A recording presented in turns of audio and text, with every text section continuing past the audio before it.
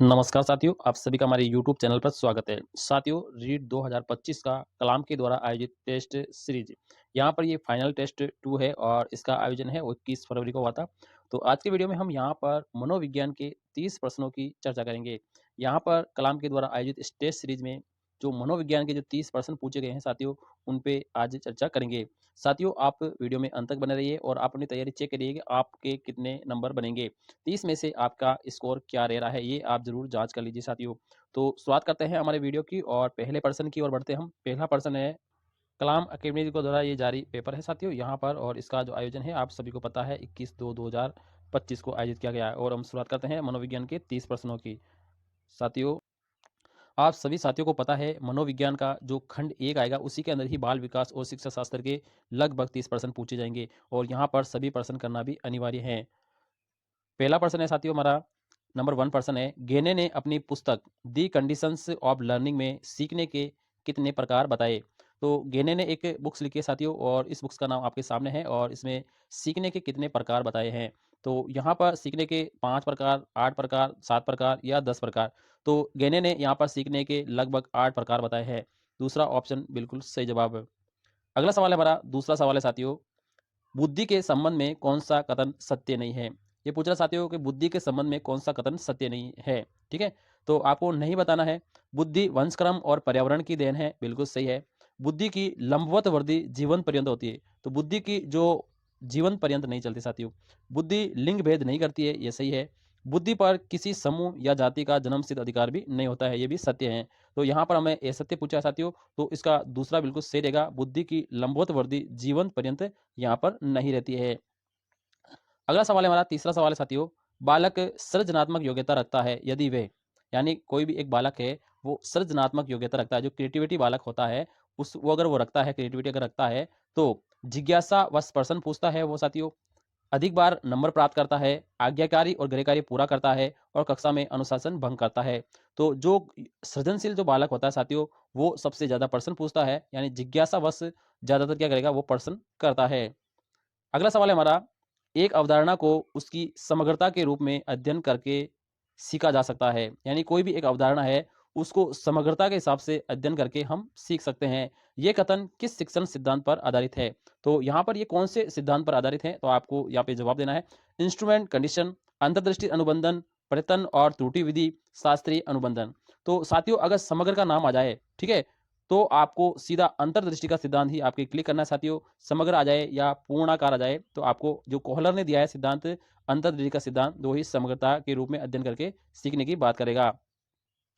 अगला सवाल है साथियों, यहाँ पर देखिए, यहाँ पे पांचवा सवाल है हमारा, मनोसामाजिक विकास की अंतिम चरण कौन सा है, यानी जो मनोसामाजिक है, एरिक्सन ने जो दिया है मनोसामाजिक विकास का सिद्धांत, उसका अंतिम चरण क्या है।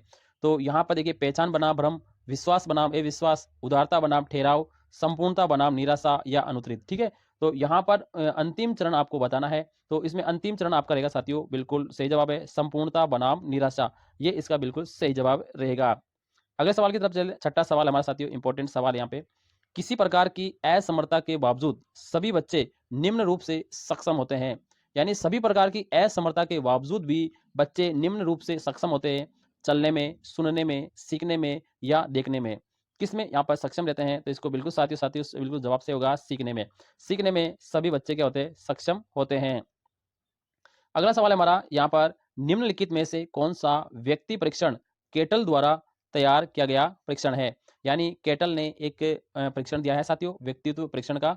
तो उसमें कौन सा है, वाक्य पूर्णता परीक्षण, NEOFI 16 व्यक्तित्व कारक प्रश्नावली, या लोकल कंट्रोल्स या अनुचित प्रश्न। ठीक है, तो यहाँ पे केटल ने यहाँ पर 16 तत्व दिए, आप सभी को पता है साथियों, तो यहाँ पर उन्होंने 16 तत्व व्यक्तित्व कारक प्रश्नावली दी है, तो इसका तीसरा बिल्कुल सही जवाब रहेगा। आठवें सवाल की तरफ चलते हैं। यहाँ पर साथियों ये सारे इंपॉर्टेंट पर्सन है, कलाम के द्वारा आयोजित टेस्ट सीरीज है साथियों, आप अपनी तैयारी जरूर जांच कीजिए। आठवां प्रश्न है हमारा, निम्नलिखित में से कौन सा बाह्य अभिप्रेरणा का उदाहरण नहीं है, यानी बाह्य अभिप्रेरणा का उदाहरण कौन सा नहीं है, वेतन, प्रशंसा, जुनून या पदोन्नति। इन चारों में से कौन सा है जो बाह्य अभिप्रेरणा का प्रकार नहीं है, ठीक है, जिससे बाह्य अभिप्रेरणा आपको नहीं मिलती है। तो इसका बिल्कुल सही जवाब है साथियों, जुनून। जुनून है जो बाह्य अभिप्रेरणा का उदाहरण यहाँ पर नहीं रहेगा। अगला सवाल हमारा नवा सवाल है साथियों, लिखा है, प्रतिभाशाली बच्चे किस संदर्भ में बेहतर होते हैं। कोई भी एक प्रतिभाशाली बच्चा है वो क्यों बेहतर होता है अन्य बालकों से, केवल अन्य के साथ झगड़ा करने की योग्यता में, केवल समस्या को हल करने की योग्यता में, केवल शिक्षक की सहायता करने की योग्यता में, उपयुक्त सभी। तो एक प्रतिभाशाली बच्चा है जिसकी बुद्धि लब्धि 140 से ऊपर है, वो अन्य बालकों से बेहतर होता है केवल समस्याओं के हल करने की योग्यता में ही वो बेहतर होता है। औसत बालकों से जल्दी वो अपनी समस्या का हल कर सकता है। अगला सवाल है हमारा 10वां सवाल है साथियों, अपसारी चिंतन की विशेषताएं बतानी है। ठीक है, तो जो अपसारी चिंतन होता है उसकी कौन सी विशेषता होती है, ये यहाँ पर देखिए विशेषताओं की हम बात करेंगे। तो पहली जो विशेषता है साथियों, ये आत्मनिष्ठ होता है, बिल्कुल सही है। ये विशेषत सृजनात्मक बालक में पाया जाता है, बिल्कुल सही बात है। ये आगमन पद्धति से संबंधित और अन्वेषणात्मक होता है, ये भी बिल्कुल सही है। तो यहाँ पर आपका उपयुक्त जवाब रहेगा साथियों, चारों ऑप्शन बिल्कुल सही जवाब रहेंगे। अगला सवाल है हमारा 11वां सवाल है साथियों, यहाँ पर नए लक्ष्य की ओर ऊर्जा तथा उन आक्रामक लक्ष्यों को पुनः निर्देशित करना जो अक्सर कलात्मक, बौद्धिक और सांस्कृतिक लक्ष्य होते हैं, क्या कहलाते हैं? तो यहाँ पर देखो साथियों, लिखा है नए लक्ष्यों की ओर ऊर्जा या आक्रामक लक्ष्यों को पुनः निर्देशित करना जो अक्सर कलात्मक, बौद्धिक और सांस्कृतिक लक्ष्य होते हैं, वो क्या कहलाते हैं? उदात्तीकरण कहलाते हैं, क्षतिपूर्ति कहलाते हैं, संबंधन कहलाते हैं या युक्तिकरण या अनुत्तरित प्रश्न। तो इसका कौन सा जवाब सही रहेगा? तो साथियों आप सभी को पता है, ये बिल्कुल उदात्तीकरण, पहला ही ऑप्शन बिल्कुल सही जवाब रहेगा। साथियों आप जरूर गौर करके आप वीडियो को थोड़ा स्लो जरूर देखिए और आप चेक कीजिए कि आपके कितने परसेंट इसमें राइट होने वाले हैं।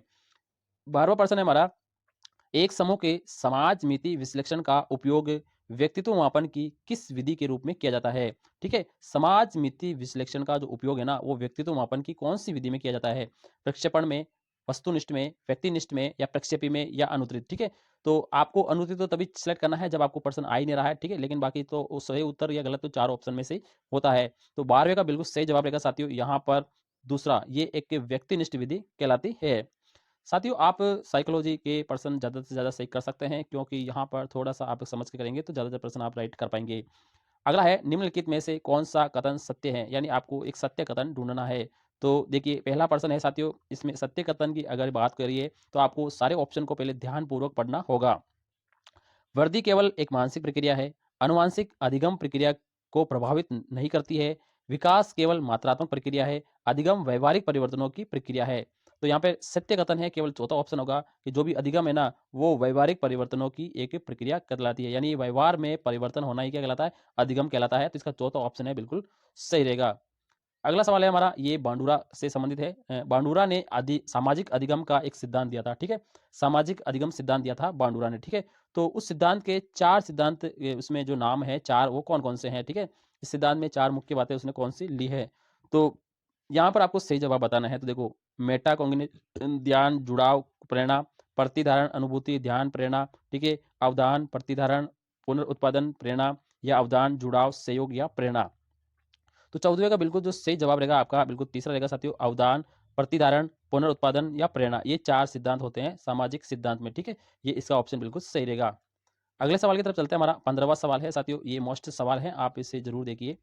समायोजन के संबंध में निम्नलिखित में से कौन सा कथन सही नहीं है? यानी समायोजन के बारे में कौन सा कथन सही नहीं है?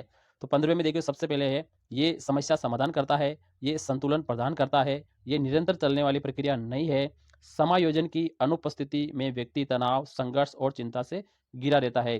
तो यहाँ पर 15वें का जो नहीं पूछा है आपको साथियों, तो तीसरा बिल्कुल नहीं रहेगा, ये निरंतर चलने वाली प्रक्रिया नहीं है साथियों। ठीक है, समायोजन चलता रहता है, तो यहाँ पर कह रहा है कि निरंतर चलने वाली प्रक्रिया नहीं है, ये निरंतर चलने वाली प्रक्रिया होती है, समायोजन एनी टाइम चलता रहता है। बाकी तीन ऑप्शन सही है, ये तीसरा ऑप्शन इससे गलत रहेगा। अगला सवाल है हमारा यहाँ पे 16वां सवाल है साथियों, स्कूटर चलाने वाले व्यक्ति द्वारा कार चलाना सीखते समय उसके पूर्व अनुभव का सहायक होना किस प्रकार के अधिगम अंतरण का उदाहरण रहेगा? यानी कोई स्कूटर चलाने वाला कोई कार चलाता है तो अपने पुराने अनुभव का क्या कर रहा है, वो काम में लेता है, यानी वो सहायता लेता है, तो वो कौन सा कहलाएगा? क्षैतिज अंतरण, धनात्मक अंतरण, शून्य अंतरण या द्विपार्श्विक अंतरण? तो पहले के अनुभव को अगर वो काम में ले रहा है तो वो हमेशा धनात्मक अंतरण ही कहलाएगा, यानी धनात्मक स्थानांतरण कहलाएगा। ये वेरी मोस्ट सवाल है साथियों, आप इसे जरूर देख के जाए। अगला सवाल है, इंपॉर्टेंट है ये भी, मैस्लो की आवश्यकता सोपानिकी का चरण नहीं है। यानी मैस्लो ने आवश्यकता पदानुक्रम सिद्धांत दिया था। ठीक है, और उस सोपानिकी का जो अंतिम जो चरण है, मतलब चरण नहीं है पूछा इसने। ठीक है, तो कौन सा चरण इसमें नहीं है? तो पहला है जैविक आवश्यकता, सम्मान की आवश्यकता, व्यवहारिक आवश्यकता, सुरक्षा की आवश्यकता। तो कौन सा है जो मैस्लो की आवश्यकता सोपानिका का चरण यहाँ पर नहीं रहेगा? तो इसका बिल्कुल सही जवाब रहेगा साथियों, तीसरा, व्यवहारिक आवश्यकता है वो इसका चरण यहाँ पर नहीं रहेगा। अगला सवाल है हमारा 18वां, निम्नलिखित में से ग्रंथियों के आधार पर व्यक्तित्व के विभिन्न प्रकारों की चर्चा है वो किसने की है? यानी ग्रंथियों के आधार पर व्यक्तित्व के विभिन्न प्रकारों की चर्चा किसने की है? क्रेस्मर, स्पेंजर, केनन या जुंग ने की है। ठीक है, तो ग्रंथियों के आधार पर जो प्रकार इन्होंने बताए हैं वो बिल्कुल रहेगा साथियों केनन। केनन ने ही ग्रंथियों के आधार पर व्यक्तित्व के विभिन्न प्रकार बताए थे। 19वां सवाल है साथियों, पिछड़े बालकों के लिए शैक्षिक लब्धि की अवधारणा किसने दी? तो पिछड़े जो बालक होते हैं उनके लिए जो शैक्षिक लब्धि जो शब्द है उसकी अवधारणा किसने दी? बर्टन हॉल ने, शोनेल ने, सिरिल बट ने या गॉर्डन ने? तो इसका बिल्कुल सही जवाब रहेगा साथियों सिरिल बट ने ही यहाँ पर शैक्षिक लब्धि की अवधारणा यहाँ पे दी थी। अगला सवाल है हमारा यहाँ पे, मनोलैंगिक विकास सिद्धांत के अनुसार मूल प्रवृत्तियां किस मन में पाई जाती है? तो मनोलैंगिक जो सिद्धांत है उसके अनुसार मूल प्रवृत्तियां जो मैकडूगल ने दी है वो किस मन में पाई जाती है? अचेतन मन में, चेतन मन में, अवचेतन मन में या परम चेतन में? यानी कौन से मन के अंतर्गत वो पाई जाती है? तो साथियों ये मूल प्रवृत्तियां है वो हमेशा ही अचेतन मन में पाई जाती है। बिल्कुल वेरी मोस्ट सवाल है साथियों, आप इसे जरूर याद करके जाइए। 21वें सवाल की बात करेंगे साथियों, यहाँ पर 21वां सवाल है, राष्ट्रीय शिक्षा नीति 2020 में निर्धारित किए गए लक्ष्यों में वर्ष 2025 तक किस कक्षा तक के प्रत्येक बालक को मूलभूत साक्षरता, संख्या, ज्ञान प्राप्त करने का लक्ष्य यहाँ पर रखा गया है साथियों। तो ये देखो ये टॉपिक नया जोड़ा गया है साथियों, इसके लगभग आपके 2 या 3% साइकोलॉजी में जरूर पूछ जाएंगे। तो राष्ट्रीय शिक्षा नीति 2020 को जरूर आप पढ़कर जाएंगे साथियों। इसका जो पहला जवाब रहेगा साथियों बिल्कुल इसका 21वें का पहला ही जवाब दूसरा रहेगा साथियों कक्षा 3 तक बिल्कुल सही जवाब रहेगा। अगला सवाल है हमारा यहाँ पर 22वां सवाल है, पियाजे के नैतिक विकास सिद्धांत के अनुसार जो किशोर अवस्था है वो कैसी है? ठीक है, तो पियाजे का जो नैतिक विकास सिद्धांत है उसके अनुसार किशोर अवस्था क्या है? तो यहाँ पर देखिए, नैतिक वास्तविकता की अवस्था, दबाव की नैतिकता की अवस्था, प्रायत नैतिकता की अवस्था या स्वायत्त नैतिकता की अवस्था। तो पियाजे का जो नैतिक विकास का सिद्धांत है उस सिद्धांत के अनुसार जो किशोर अवस्था होती है वो किशोर अवस्था किस प्रकार की रहती है? तो ये साथियों चौथा ऑप्शन रहेगा, स्वायत्त नैतिकता की अवस्था रहती है, बिल्कुल सही जवाब इसका रहेगा। 23वें सवाल की तरफ चलेंगे साथियों, रोस के अनुसार विकास की कौन सी अवस्था को मिथ्या परिपक्वता अवस्था भी कहा जाता है? यानी रोस के अनुसार विकास की कौन सी अवस्था जिसे मिथ्या परिपक्वता की अवस्था भी कहा जाता है? शैशवावस्था, बाल्यावस्था, किशोरावस्था या प्रौढ़ावस्था? तो इसका बिल्कुल सही जवाब रहेगा दूसरा साथियों, बाल्यावस्था को ही मिथ्या परिपक्वता की अवस्था रोस ने यहाँ पर कही है। अगला सवाल है हमारा 24वां, यहाँ पर ब्रूनर के संज्ञानात्मक विकास के सिद्धांत के अनुसार निम्नलिखित में से कौन सी चिंतन की एक विधि यहाँ पर नहीं रहेगी? तो ब्रूनर ने यहाँ पर संज्ञानात्मक विकास दिया था, ठीक है, सिद्धांत दिया था और उसके अनुसार चिंतन की एक विधि नहीं रहेगी, सक्रियता, आंकिक, दृश्य प्रतिमा या सांकेतिक? तो 24वें का बिल्कुल सही जवाब रहेगा दूसरा साथियों आंकिक, इसकी कोई भी एक विधि नहीं रहेगी, बाकी ये तीनों इसकी विधियां रहने वाली है। अगला सवाल है साथियों, बालकों का निशुल्क और अनिवार्य शिक्षा का अधिकार अधिनियम 2009 के तहत कक्षा 6 से अधिक उम्र का बालक जो किसी भी स्कूल में प्रवेशित नहीं हो रहा है, ऐसे बालकों को किसी कक्षा में प्रवेशित किया जा सकता है? यानी उन्हें कौन सी कक्षा में प्रवेशित किया जा सकता है? उसके ज्ञान के स्तर के अनुरूप, उसके मौखिक साक्षात्कार के अनुरूप, उसकी आयु के अनुरूप या उसके अनुवीक्षण के अनुरूप? यानी आप एक बच्चा है जो कई बार भी नहीं पढ़ा है और आप उसे पढ़ाना चाह रहे हैं तो आप कैसे उसे शिक्षा देंगे? तो 25वें का बिल्कुल सही जवाब रहेगा साथियों, यहाँ पर उसकी आयु के अनुरूप है ना हम उसे शिक्षा देंगे, उसे उसी क्लास में हम आयु के अनुरूप ही उसे बिठाएंगे। अगला सवाल है हमारा 26वां, ये भी नए टॉपिक से ही सवाल है साथियों, तो नए टॉपिक को आप जरूर पढ़ के जाइए साथियों। निम्न में से कौन सा स्थूल चेतन कौशल का उदाहरण नहीं है? यहाँ पर ये कह रहा है कि स्थूल चलन कौशल है ना उसका उदाहरण कौन सा नहीं है? तो यहाँ पर देखो, उछलना, कूदना, दौड़ना या ब्लॉक बनाना। तो यहाँ पर कौन सा है जो इसका बिल्कुल राइट आंसर रहेगा? तो 26वें का चौथा ही बिल्कुल सही जवाब रहेगा, ब्लॉक लगाना। ये इसका उदाहरण नहीं रहेगा, बाकी उछलना, कूदना, दौड़ना ये इसके तीनों रहेंगे। अगला सवाल है हमारा यहाँ पर 27वां सवाल है, निम्नलिखित में से कौन सा राष्ट्रीय पाठ्यचर्या 2005 ढांचे में मार्गदर्शक सिद्धांत नहीं है? यानी राष्ट्रीय पाठ्यचर्या जो एनसीएफ 2005 है उसके ढांचे में मार्गदर्शक सिद्धांत नहीं है। तो यहाँ पर हम पहले इनकी ऑप्शन पढ़ लेते हैं साथियों।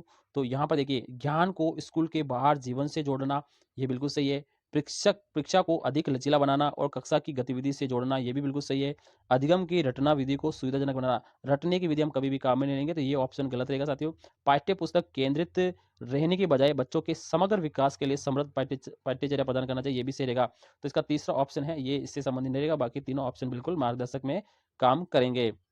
28वां सवाल है हमारा, अन्य राज्यों के परिचयात्मक भ्रमण द्वारा बालकों का व्यक्तित्व विकास कराने के उद्देश्य से किस योजना को प्रारंभ किया गया है? स्वामी पन्नादाई व्यक्तित्व विकास योजना, पन्नादाई व्यक्तित्व विकास योजना, अब्दुल कलाम व्यक्तित्व विकास योजना या प्रखर राजस्थान योजना।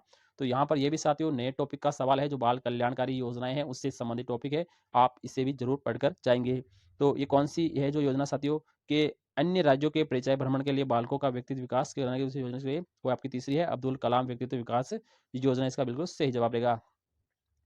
29वां सवाल है हमारा यहाँ पे, निम्न में से कौन क्रियात्मक शोध से संबंधित नहीं है? यानी क्रियात्मक शोध से संबंधित कौन सा यहाँ पर नहीं रहेगा?